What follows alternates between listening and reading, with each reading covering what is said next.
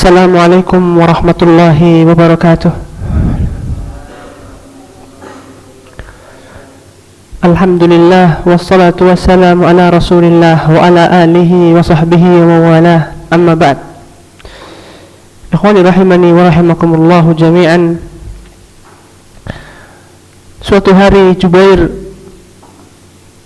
di saat masih kufurnya, ia bersembunyi di balik kain Ka'bah ketika Rasul sallallahu alaihi wasallam imam pada salat maghrib, dan ia membaca surat At-Tur sampai pada ayat am khuliqu min ghairi syai'in am humul khaliqun am khalaqus samawati wal ardi bal la yuqinun am indahum khazainu rahmati rabbika am humul musaytirun, yang artinya am khuliqu min ghairi syai'in am humul khaliqun. Wahai umat manusia, apakah kalian mengira kalian diciptakan atau menciptakan diri sendiri, atau kalian diciptakan oleh sesuatu? Am indahum khazain rahmat rabbika am humul musaytirun. Wahai golongan manusia, apakah kalian memiliki kunci-kunci rahasia langit? Apakah kalian menguasainya? Kemudian Allah mengatakan mereka akan menjawab sesuatu yang mereka tidak yakin di atasnya. Bal la yuqinun. Am indahum khazain rahmat rabbika am humul musaytirun. Maka ketika itu Jubair ia berkata, kada qalbi an yatir. Ketika aku mendengar ayat itu yang Allah bertanya, apakah kalian menciptakan diri kalian sendiri atau kalian diciptakan oleh sesuatu, itu menunjukkan akan adanya Rabb yang Maha Kuasa. Ketika itu Jubair mengatakan kada qalbi an yatir, seolah-olah hatiku akan melayang. Maka tadabburlah Al-Quran, mungkin satu kalimat yang dapat memberikan manfaat kepada kita belum kita dengar sama sekali. Afala yatadabbaruna al-Qur'an am ala qulubin aqfaluha. Kenapa kalian tidak mentadabburi Al-Quran? Apakah di dalam hati kalian terdapat gembok yang menguncinya? Maka di antara mentadabburi Al-Quran adalah menghadiri majlis-majlis ta'lim dan mempelajari apa yang ada di dalam Al-Quran tersebut. Karena selatnya kita sebagai hamba adalah derajat yang paling tinggi. Rasulullah sallallahu alaihi wasallam dikisahkan di dalam surat Al-Isra ketika Isra dan Mi'raj, subhanallazi asra bi 'abdihi, ya, Maha suci Allah subhanahu wa ta'ala yang menjadikan perjalanan Isra dan Mi'raj bagi hambanya, sedang Rasul sallallahu alaihi wasallam adalah sayyidul anbiya, ya, ulul azmi. Dia adalah pemimpin para umat Nabi dan umatnya seluruh dunia. Ia adalah ulul azmi dan ia adalah pembuka pintu surga, dan ialah salah satunya orang yang diberikan syafaatul udma, ya. Namun apa yang diberikan oleh Allah subhanahu wa ta'ala derajatnya adalah seorang hamba. Maka jadilah kita hamba Allah subhanahu wa ta'ala dengan mempelajari apa yang selayaknya kita pelajari dan kita amalkan. Masuk kepada pelajaran, telah sampai pada kita kemarin tentang syarat-syarat si penyembelih. Yang pertama adalah harusnya ia berakal dan mumayyiz, ya. Kemudian yang kedua, ia harus muslim atau ahli kitab. Namun sebagian ulama mengatakan ahli kitab yang sekarang bukan ahli kitab yang dulu. Terdapat padanya khilaf, namun secara umum ahli kitab kaum Yahudi dan Nasrani, maka boleh sembelihannya untuk kita makan. Kemudian syarat yang ketiga,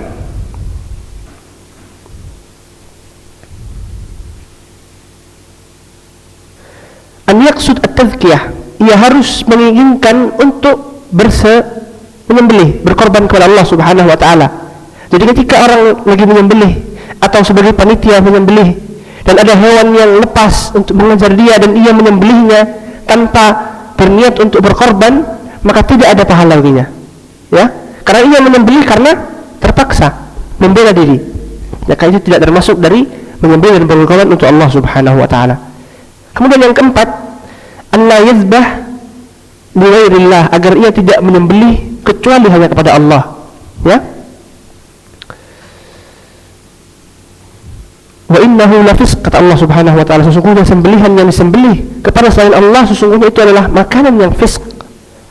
Kemudian yang kelima, agar menyebutkan nama Allah Subhanahu wa taala. Wa ayyuzkarismullahi alam wa ayyuzkarismullah. Kemudian yang keenam, syarat dari yang menyembelih tadi, an yadhkurusmallahi ta'ala fayaqulu inda tazkiyatihi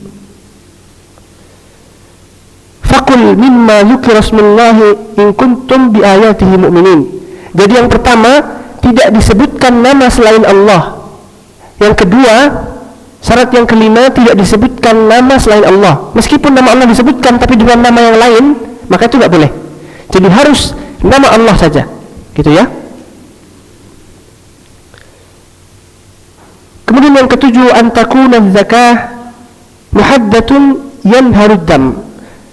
Sehendaknya, syarat yang ketujuh, hal yang dapat menyembelih itu mengalirkan darah. Seperti apa? Pisau, zujad, disebutkan kaca. Sebagaimana sabda Rasul SAW, ma anharad dama wa dzakara ismallah fakulu ma lam yakun sinnan aw zufra, gitu ya. Apa-apa yang dapat mengalirkan darah maka boleh untuk menggunakan menyembelih. Jadi syaratnya adalah keluarnya darah, kecuali sinnan aw zufra, gigi atau kuku. Karena sin adalah tulang dan kuku adalah senjatanya kaum Habasyah. Kemarin disebutkan ya. Kemudian yang kedelapan, inharud dam ijra'uhu bitazkiyah liqaulin Nabi sallallahu alaihi wasallam ma anharad dama wa dzakara ismallah fakulu summa in kana hayawanan ghairu maqdur. Dan di sini pembahasan yang kedelapan, harus keluarnya darah itu tidak hanya dari leher. Karena ketika hewan itu tidak mampu untuk kita kuasai, lepas dia dari talinya, kemudian masuk ke dalam sumur atau tenggelam, maka dia boleh dilukai dari mana saja. Ya, ingat kemarin menyembelih ada tiga: an-nahru untuk onta, al-dzabhu kambing dan sapi. Kemudian yang terakhir al-ijrah, mencakup semuanya, melukai dari manapun anggota tubuhnya. Ketika keadaan ghairu maqdur, tidak dapat kita kuasai, ya. Kemudian yang terakhir, syarat yang terakhir, hendaknya hewan itu ma'zun untuk ditazkiyah, yaitu diberikan izin untuk diberi tazkiyah. Dari dua sisi. Dari sisi yang pertama, diizinkan oleh Allah Subhanahu wa taala bagi orang itu untuk menyembelih. Apa keadaan yang tidak diizinkan oleh Allah Subhanahu wa taala untuk menyembelih? Orang dalam keadaan ihram, dia enggak boleh menyembelih, ya. Pembatal keihraman adalah menyembelih, memburu, memotong tumbuhan dan lain sebagainya. Jadi dalam keadaan tersebut dia tidak boleh untuk menyembelih. Kemudian diizinkan dalam hak makhluk ketika hewan tadi menjadi miliknya seseorang, ya, tidak masruk, tidak maksub, tidak dimaling dan tidak dicuri, gitu ya. Kemudian kemarin telah masuk dalam adab-adab menyembelih. Yang pertama, menghadap ke kiblat. Kemudian yang kedua, berbuat baik terhadap hewan sembelihan. Kemudian yang ketiga, untuk menyembelih unta dengan nahar, ya, dari leher yang paling bawah, dengan cara yang kemarin kita jelaskan, mengikat kaki depannya, ya, kemudian menyembelih dari sisi kirinya atau sebaliknya dari yang paling mudah. Kemudian yang keempat, qat'ul hulqum wal mir, memotong dua urat nadi kanan kiri, wal hulqum tempat nafas dan makanan, itu harus dipotong. Jadi 5 ya, 1, 2, 3, 4, 5, gitu ya. Kemudian yang kelima, an yustara sikin an bahimah, menutup pisau dari hewan yang lainnya, termasuk dari adabnya. Kemudian yang keenam, bertakbir setelah mengucapkan bismillah bagi si penyembelih. Kemudian yang ketujuh, an yusamma inda dhabihatil udhiyah al-aqiqah min man hiya lahu ba'da tasmiyah, atau menyebutkan pemilik hewan tadi, semisal bismillah Allahu akbar Allahumma minka walak an alayya au an fulan, ya. Jadi menyebut nama Allah yang Allah Maha Besar. Allah, aku mengharapkan agar engkau menerima sembelihan ini dariku atau dari selainku, sebutkan namanya, gitu ya. termasuk dari adab-adabnya. Kemudian kemarin pada pada nomor yang kedua ya, ihsan terhadap hewan, ulama menyebutkan tidak bolehnya mengikat kakinya, menahan kakinya agar tidak meronta-ronta. Ini tidak boleh, karena menyebabkan darah yang keluar sedikit. Sedangkan maksud dari menyembelih adalah mengeluarkan darah. Jadi dibiarkan kakinya, sebagaimana biasa qawaim, dalam disebutkan qawaim adalah kakinya tempat dia berdiri, tidak boleh untuk diikat. Wallahu a'lam. Termasuk dari adab-adabnya.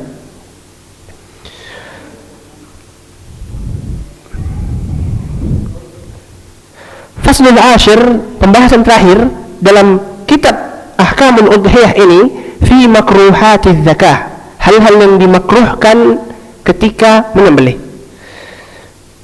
Terakhir ya. Yang pertama, antakuna bi alatin kal alati ghairu haddah. Ketika ia menggunakan alat yang alatnya itu tidak tajam, namun dapat menyembelih, itu tidak, meskipun tidak tajam, hukumnya makruh. Alas sahih annahu yuhram. Ya, diperhatikan. Banyak yang mengatakan ini makruh, menyembelih dengan alat yang tidak tajam. Namun hukum asalnya adalah haram. Alas sahih annahu yuhram. Jadi kalau ada alas sahih menunjukkan adanya khilaf ya. Kenapa alas sahih? Karena ingat pada pelajaran yang kemarin, adab tentang ihsan terhadap hewan. Wa idza qataltum fa ahsinul qitla, dan jika engkau ingin menyembelih, maka sembelihlah dengan cara yang terbaik. Jadi yang kedua, an yahudda alatuz zakah wal bahimah tanzur. Ketika engkau menyembelih hewan yang sedang disembelih dan yang lainnya melihat. Nah, ini baru sahih bahwasanya ini makruh. Ya. Ketika tidak dapat tempat, tidak menentukan atau lain sebagainya, maka itu menjadi makruh. Ya. Kemudian yang ketiga, an yuzakki al-bahimah wal akharu tanzur ilaiha. Sama. Yang keempat, an yaf'alu ba'du at-tazkiyah ma yu'limuha qabla zihaqi nafsiha. Yaitu engkau memutilasi anggota tubuhnya sebelum ia benar-benar meninggal dunia. Mungkin cepat-cepat pengen dibagi, langsung dipotong kepalanya, kakinya, langsung dikuliti sedang dia masih bergerak. Ini termasuk dari hal-hal yang dimakruhkan. Ingat ya, maksud dari menyembelih adalah mengeluarkan darah. Jadi ketika dia belum sempurna, sesuatu itu akan tidak lebih baik.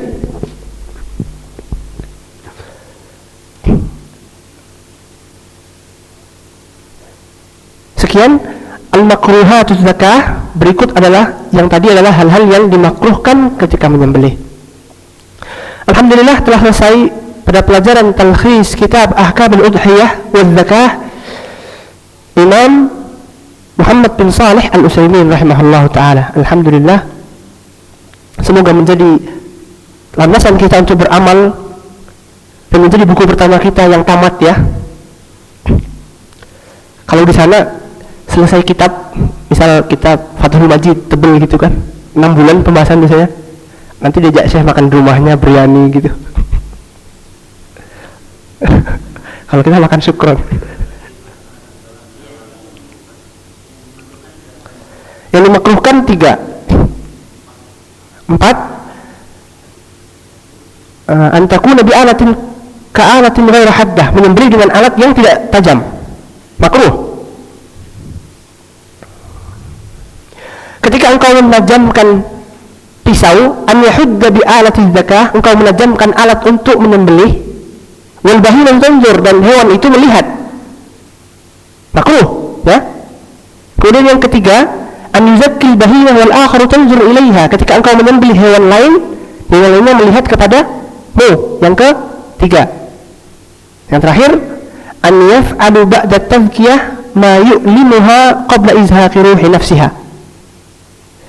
Yang keempat, engkau berbuat menyakitinya sebelum benar-benar nyawanya terangkat dari tubuhnya. Ya, mutilasi dan lain sebagainya, motong kepala. Ditutup. Ya.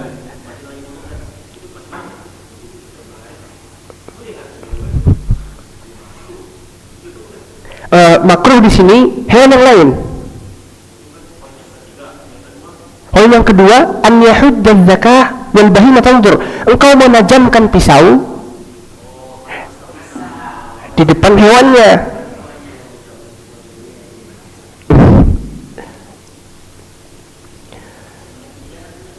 Yang ketiga, an yuzakkil bahimah wal akhar tanzur. Engkau menyembelih satu hewan dan yang lainnya melihat hewan tadi disembelih. Gitu ya.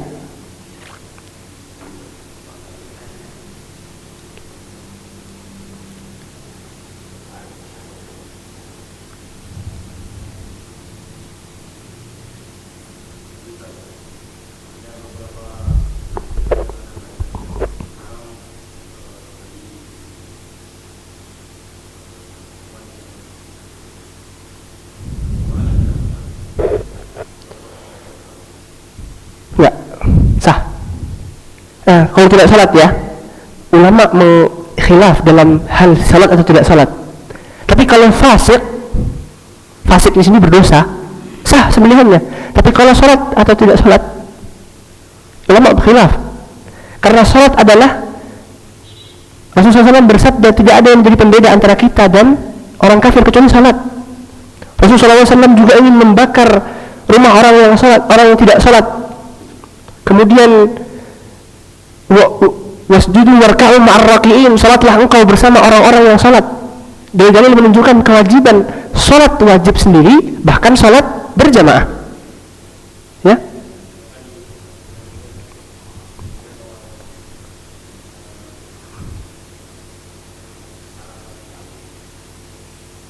Muslim ahli kitab.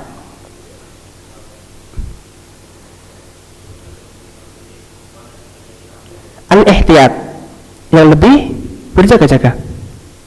Kita tidak mengatakan dia kafir secara ainihi, namun perbuatannya.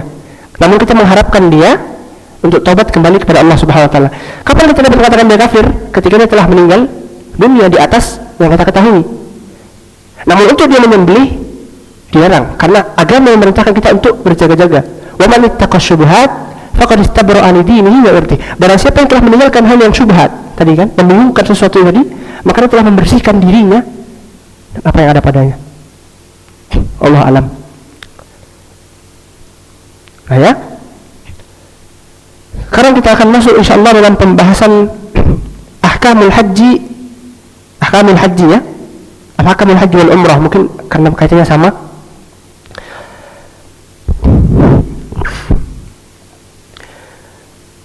Lanjut ya, langsung digabungkan ya haji sama umrah secara umum karena sama. Jadi haji dan umrah, kalau umrah dapat dilakukan dalam setiap bulan, kalau haji pada bulan-bulan ashhuril hajj tadi ya.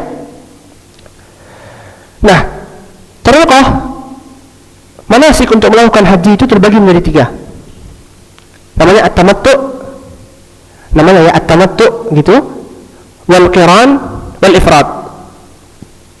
Apa itu tamattu? Tamattu secara bahasa artinya bersenang-senang. Namun secara istilah artinya ketika engkau bersenang-senang, gini. Tamattu itu umrah sendiri, haji sendiri. Jadi di antara keduanya ada namanya tahallul, cukur rambut karena ihramnya, namanya tamattu. Maka dia bebas, boleh melakukan semua pembatal-pembatal keihraman karena dia telah tahallul pertama, ya. Itu namanya tamattu. Jadi dia boleh mendatangi istrinya, boleh menggunakan mewangian, boleh kemana-mana, boleh potong kuku, gitu ya, boleh menyembelih, boleh lain sebagainya. Itu namanya tamattu. Kenapa dinamakan tamattu? Karena bersenang-senang. Karena bersenang-senang karena dia memisahkan antara umrah dan hajinya. Jadi di antara keduanya ada waktu yang dapat melakukan hal-hal yang menjadi pembatal umrah. Itu namanya tamattu. Nanti kita akan jelaskan di bagian mana tamattu, qiran dan ifrad bersatu, dan di bagian mana tamattu, qiran dan ifrad berpisah. Paham ya? Kemudian qiran. Dari qiran secara bahasa artinya menggabungkan. Jelas, menggabungkan haji dan umrah. Jadi keduanya, haji dan umrah, dia tidak ada namanya tahallul. Ya? Dia cukur rambut di akhir nanti setelah jumrah Aqabah. Makanya dia disebut dengan qiran. Jadi tidak ada tahallul di antara haji dan umrahnya, dia digabung keduanya. Kemudian ifrat dia hanya melakukan haji saja, tidak umrah. Ya, sama. Ifrat sama qiran sama di dalam satu hal, yaitu tidak melakukan tahallul sebelum haji. Namun qiran ia harus haji sama seperti tamattu, harus menyiapkan hewan kurban. Namun ifrat tidak diharuskan untuk menyiapkan hewan kurban. Paham ya? Jadi qiran di sini dia di tengah-tengah. Dia harus dia harus ihram terus sampai haji, nggak boleh tahallul, dan dia harus menyiapkan hewan kurban. Kalau ifrat dia nggak perlu umrah dan dia nggak perlu menyiapkan hewan kurban, namun dia harus ihram terus. Paham ya? Kalau tamattu dia boleh tahallul, tapi dia tetap menyiapkan hewan kurban. Paham tuh?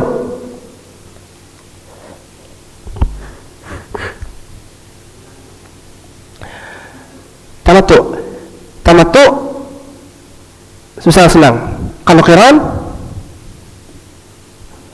menggabungkan antara haji dan umrah. Kalau ifrat haji saja tanpa umrah. Ingat ya.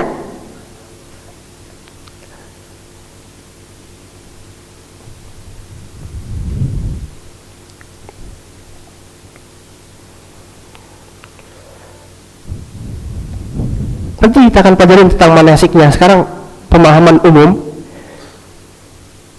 Jadi tamattu dia itu biasanya datangnya lama. Sebelum membahas itu udah paham ya? Intinya itu aja dulu. Tamattu dia bisa bersenang-senang dengan apa? Dengan adanya tahallul di antara dia dan hajinya. Jadi ada beberapa hari dia bisa bebas di hotel dan dia kemana-mana, jalan-jalan dan sebagainya. Kemudian qiran, kalau qiran dia ihram terus. Dan dia nggak boleh tahallul, harus hewan kurban. Kalau ifrat nggak ada umrah, haji saja, dan dia tidak menyewakan hewan kurban.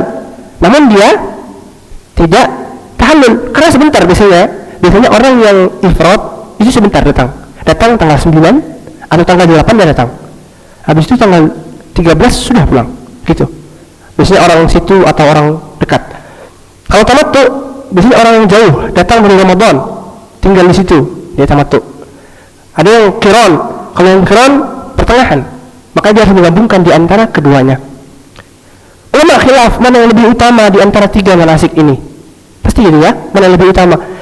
Namun Syekh Abdullah bin Mar'i rahimahullah ta'ala, hafizahullah ta'ala, merajihkan hal yang paling utama di antara tiga manasik ini mana? Ifrat, tidak ada hewan kurban, dia tidak umrah, ya kan? Kemudian tamattu ada senang-senangnya, dia bebas. Mana yang lebih utama? Atau qiran yang berat sekali, mana yang lebih utama? Ia mengatakan mana yang lebih tepat bagimu untuk dikerjakan, itu yang lebih utama. Ya, karena agama Islam itu mudah, maka yang lebih utama adalah yang lebih mudah bagimu. Nanti kita akan bahas tentang tamattu gimana aja, qiran, ifrat gimana aja. Kita masuk dulu ke sebelum memasuki tanah haram, ya, terbang di pesawat atau kapal atau naik bis. Ada yang namanya miqat. Ingat ya, miqat adalah tempat kita wajib untuk berihram. Nah, miqat itu ada beberapa tempat. Yang ma'ruf sampai sekarang ada 4 ya. Yang pertama, miqat untuk ahli Madinah, sebagaimana sabda Rasulullah SAW nanti kita akan sebutkan, Zulhulaifah. Miqat ahli Madinah yang mau ke Makkah namanya Zulhulaifah. Kalau nggak salah Sayyil Kabir bisa juga disebutkan Sayyil Kabir gitu. Kemudian miqat ahli Syam adalah Juhfah. Jadi Madinah itu Zulhulaifah, kalau ahli Syam Irak dan sebagainya Juhfah. Kemudian ahli Najd adalah Qarnul Manazil yang ma'ruf ya, Dzulhulaifah, Juhfah, Qarnul Manazil, kemudian Yalamlam untuk ahli Yaman dari bawah. Yaman biasanya kita dari Yalamlam, Indonesia dari Yalamlam, ya. Mikotnya kita di atas, misalnya di pesawat, karena turun di Jeddah biasanya, atau di Madinah. Kalau di Madinah, kalau turun di Jeddah berarti Yalamlam.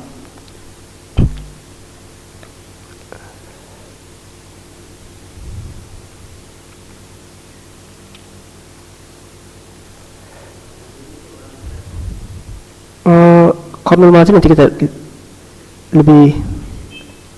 Qarnul Manazil Najd, Syam, Juhfah, Irak, Juhfah, semua Juhfah. Nah ini yang ma'ruf 4 yang nggak ada khilaf padanya. Namun ada 2 yang khilaf para ulama, namanya Tan'im, Masjid Aisyah, itu yang sekarang sudah menjadi masjid. Kemudian yang kedua Zatu Irq. Zatu Irq, 2 ini khilaf. Jadi miqat ini tempat di mana kita mulai berihram, nggak boleh lagi melakukan pembatal-pembatalnya, ya.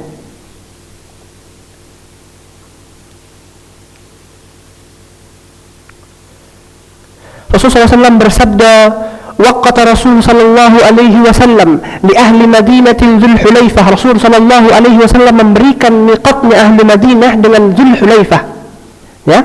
Wa ahli Syam Juhfah, dan bagi ahli Syam Juhfah. Wa ahli Najdin Qarnul Manazil, dan bagi penduduk Najd adalah Qarnul Manazil, dan penduduk Yaman adalah Yalamlam. Kemudian di suatu kali Aisyah radhiyallahu anha pernah berhadas. Kemudian Rasulullah SAW mengatakan kepada Abdurrahman bin Abu Bakar untuk membawa kakaknya Aisyah ini kepada Tan'im untuk diihramkan kembali.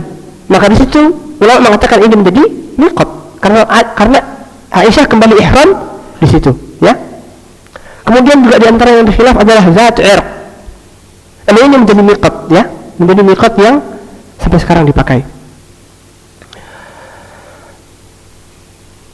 Sebelum masuk ke ihram dan mengenakannya, kita mengetahui dulu apa yang namanya pembatal-pembatal keihraman.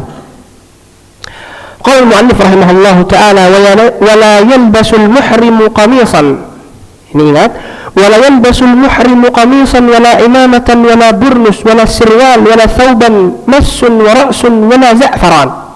Tidak diperbolehkan bagi orang yang muhrim menggunakan pakaian, wala imamah, penutup kepala, wala sirwal, dan celana atau yang semisalnya, pakaian dalam, wala thawban, atau kaos, massahu warsun wala za'faran, dan tidak boleh menggunakan wewangian. Nah, qamis di sini, apakah setiap baju?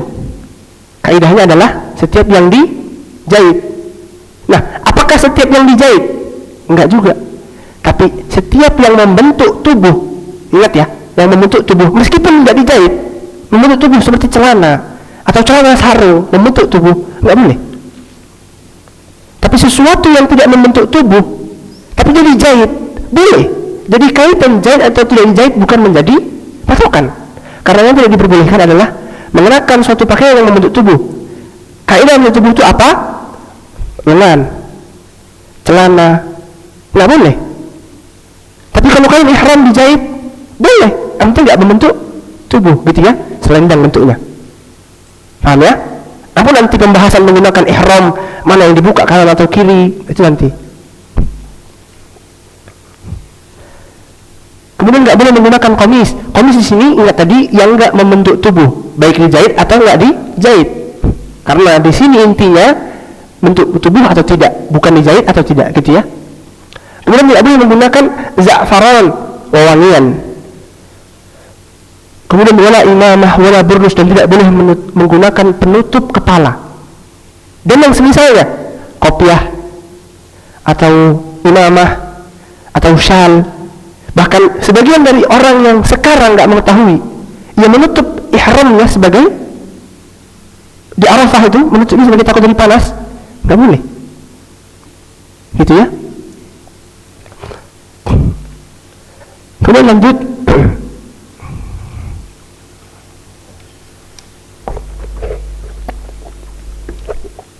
walal khuffain, dan tidak menggunakan sepatu, illa al yajidana lain falyaqta'huma hatta yakuna asfala minal ka'bain. Jadi apa tidak boleh? Pakaian, penutup kepala, wewangian, dan sepatu. Sepatu pun yang tidak lebih dari mata kaki, yang nggak boleh. Maka di sini dikatakan wa alla yajid lain, kalau ia tidak mendapati sepatu maka pakailah sendal. Kalau nggak dapat sendal, pakai sepatunya, tapi falyaqta'huma hatta yakuna asfala minal ka'bain. Potong sepatu tadi sampai di bawah mata kaki. Jadi sepatu kita boleh nggak? Karena di bawah mata kaki boleh. Yang nggak boleh sepatu pot ke atas dan semisalnya gitu ya.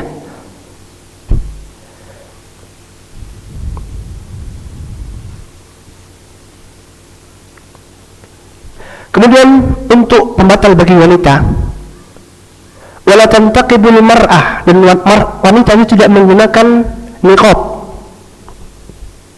kemudian tidak menggunakan kufazain, kedua sarung tangan, wala masyal wars wa za'faran, dan dia tidak menggunakan sama sekali minyak wangi. Sudah jelas ya kalau minyak wangi.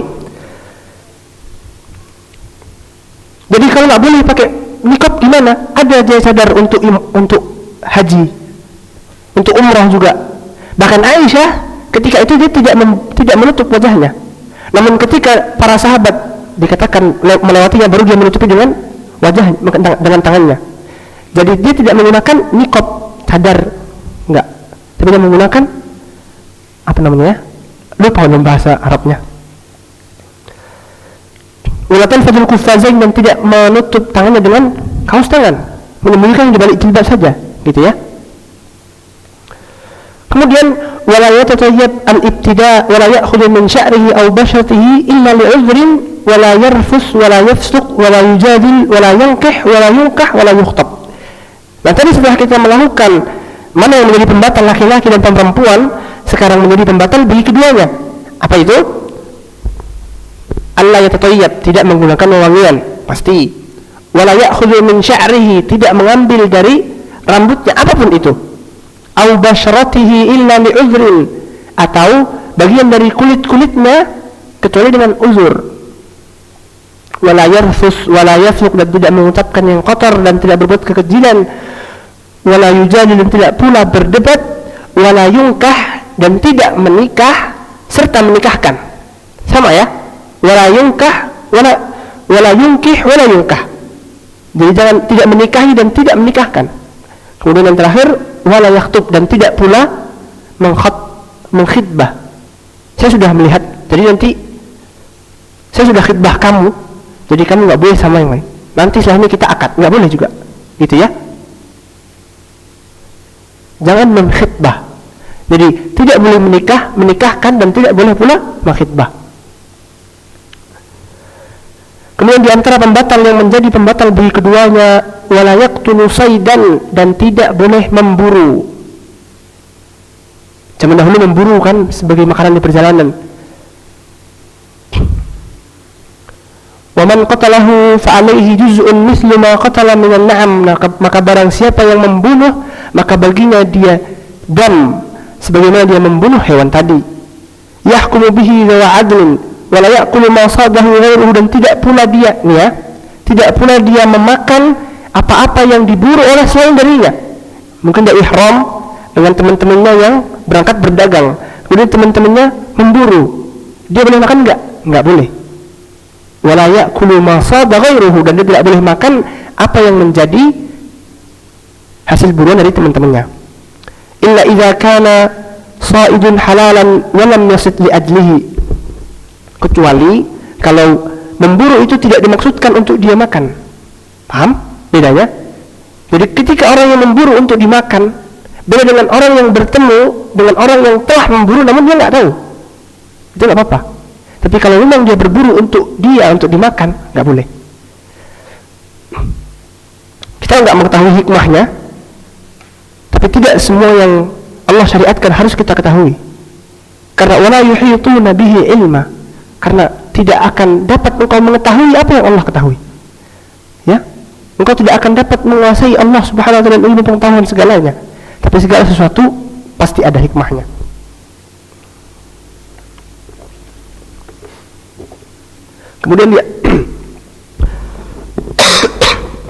Kemudian di antara yang menjadi pembatal bagi keduanya adalah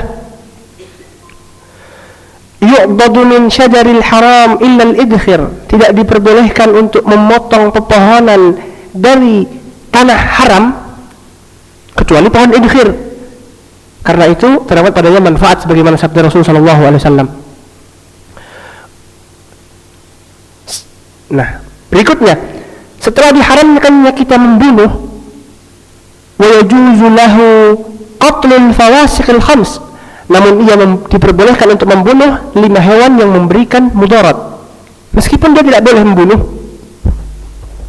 tapi hewan-hewan yang memberikan mudarat tetap boleh untuk dibunuh. Apa aja hewan yang harus untuk dibunuh? Kalajengking, ular, ada lagi yang diperintahkan untuk dibunuh, cicak dan lain sebagainya. Hewan-hewan yang diperintahkan untuk dibunuh, maka ia boleh untuk membunuhnya. Wa saydul haramil madinah wa syajaru ka hurmatil makkah illa anna ma qata'a syaradu aw khatabahu kana sababuhu halalan liman wajadahu wa yuhramu syaidu wa syajaru. Ya, jelas semua sebagai pembatal-pembatalnya dan sebagai yang tidak boleh dilakukan dan yang boleh dilakukan. Mungkin sekian yang dapat disampaikan. Kalau yang kurang paham adalah kekurangan dari saya. Aku lu masami'tum wa astaghfirullah li wa lakum wa li jami'il muslimin wal muslimat min kulli dzam innahu huwal ghafurur rahim. Subhanakallahumma wa bihamdika asyhadu an la ilaha illa anta astaghfiruka wa atubu ilaik. Wassalamu alaikum warahmatullahi wabarakatuh.